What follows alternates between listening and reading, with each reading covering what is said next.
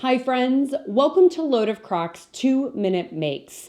This is dedicated to providing you with videos that are 2 minutes or less, and they give you a quick how to make something, do something, anything. Could be the kitchen, could be otherwise. But in this first episode of 2-minute makes, I'm going to be showing you how to bake bacon in your oven and then store it so that you can put it in your freezer and always have bacon on hand.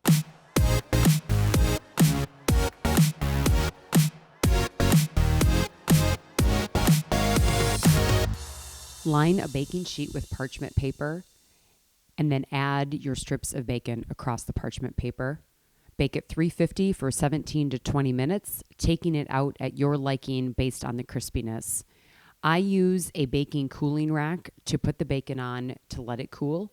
Then I get another piece of parchment paper, putting anywhere from 5 to 8 pieces of bacon in each one, folding it in half, and then making a little pocket at the bottom and putting it into the Ziploc bag.